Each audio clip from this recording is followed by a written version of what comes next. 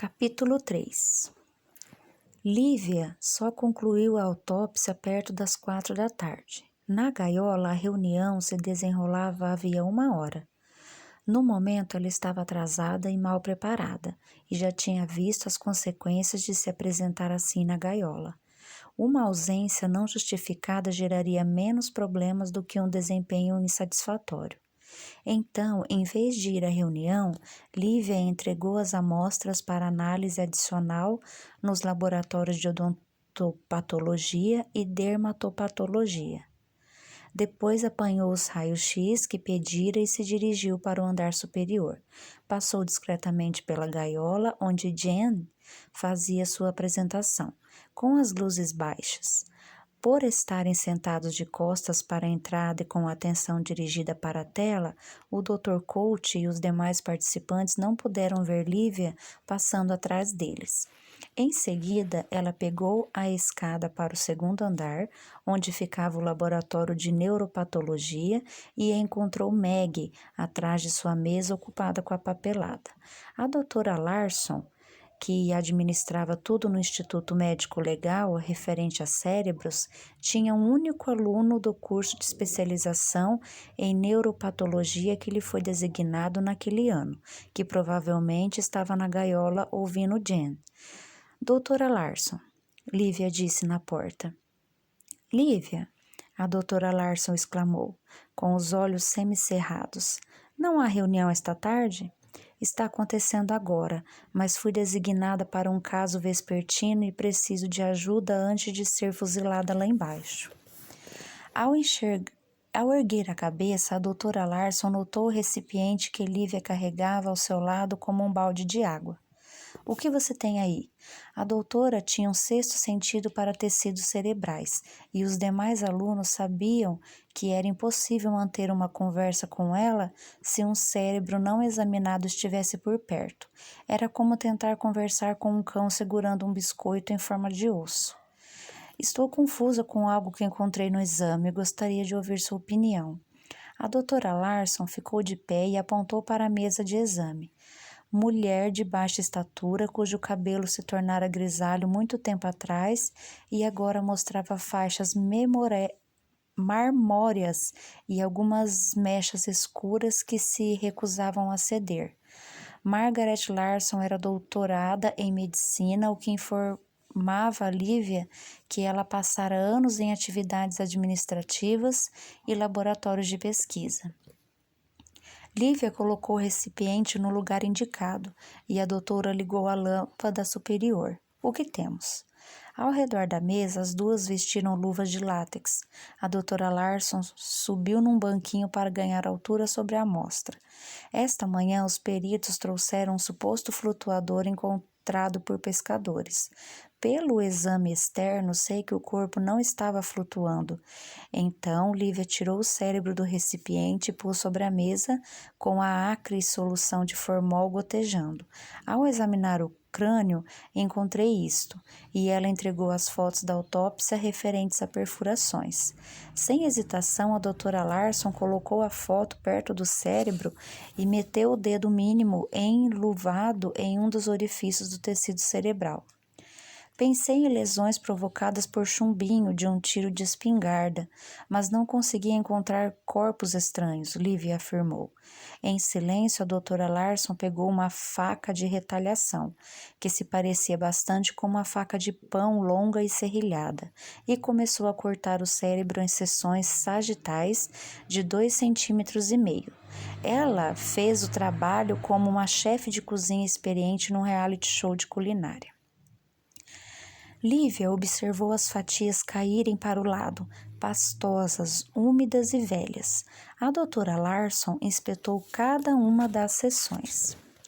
Não há nenhum chumbinho e o padrão não corresponde muito a um tipo de espingarda. você veria mais aleatoriedade e o ângulo dos chumbinhos só poderia vir de uma única direção. A doutora Larson apontou para a foto da autópsia. Está vendo isso? Esse conjunto de orifícios está situado sobre o ouvido e este outro se situa mais posteriormente. Os chumbinhos de uma espingarda só podem seguir em linha reta, não conseguem fazer curva. A doutora olhou para Lívia para ter certeza de que ela entendera.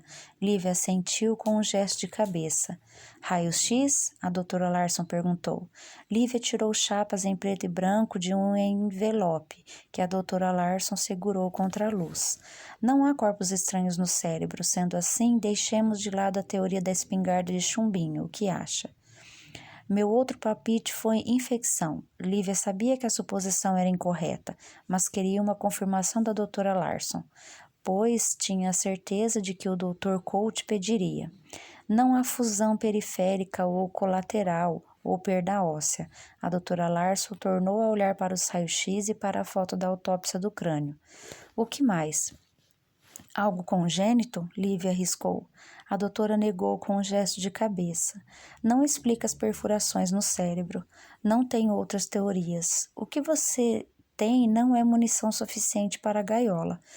Concordo, Lívia disse. Alguma sugestão?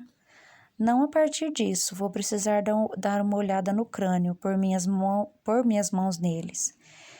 Mas uma coisa posso lhe dizer, ele não morreu recentemente, o cérebro está macio e a decomposição envolve mais do que penetração de água. A derme está 90% erodita. Lívia revelou. Quanto tempo a senhora acha? Massa muscular? Completa, sem muita erosão. Ligamentos e cartilagens presentes por toda parte.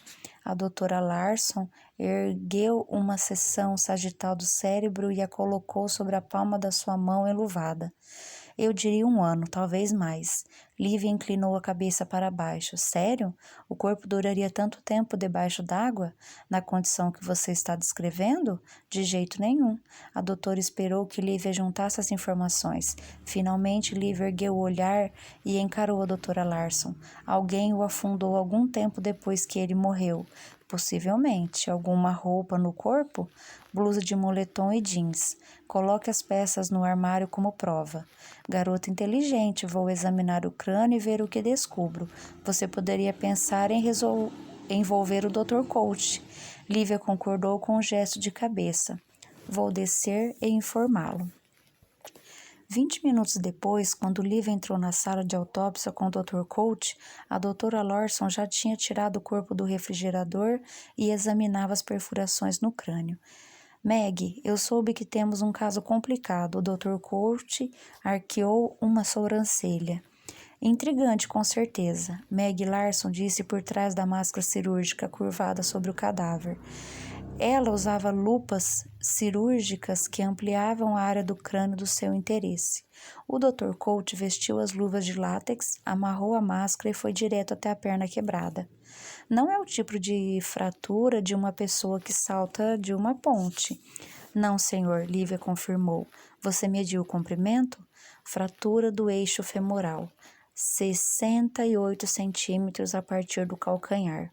Inclua esse número em seu laudo da autópsia.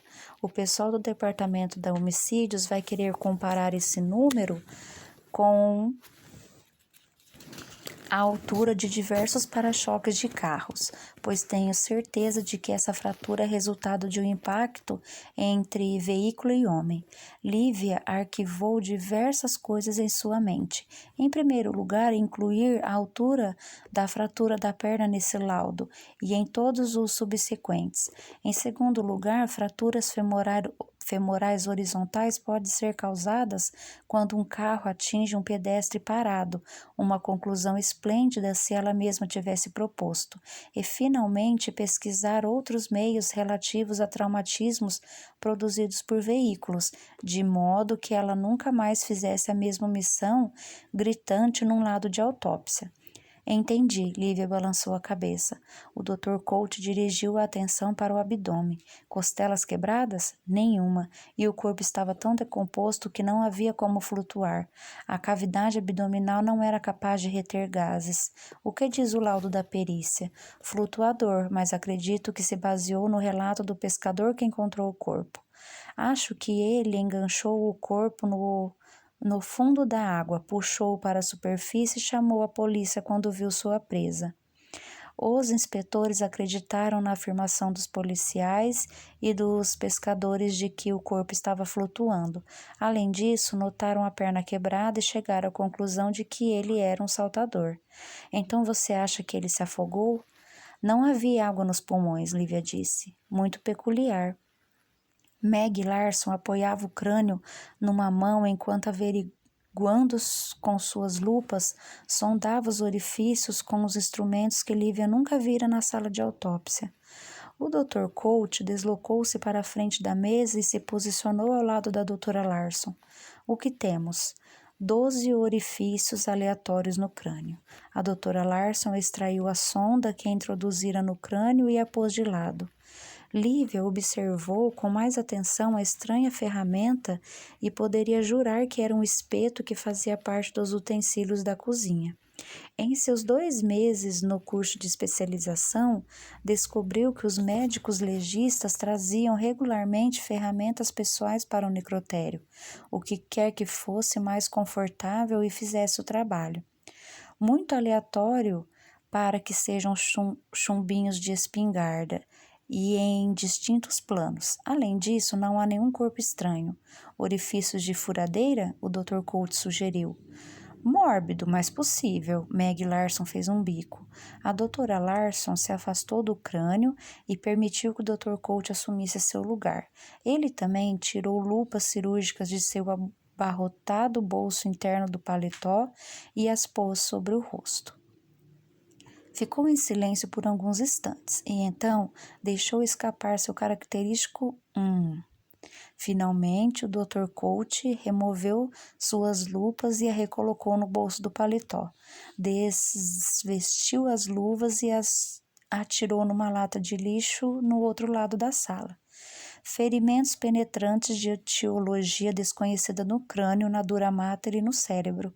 Olhando para o resto do corpo e com descobertas da autópsia de Lívia, podemos afirmar que ele sangrou até morrer por causa desses ferimentos. A membrana interna do cérebro é singular em função da mancha de sangue do lado esquerdo, o que indica que a vítima nunca se moveu de uma posição em decúbito dorsal após sofrer esses ferimentos. Também coloque essas conclusões em seu lado, doutora Colt.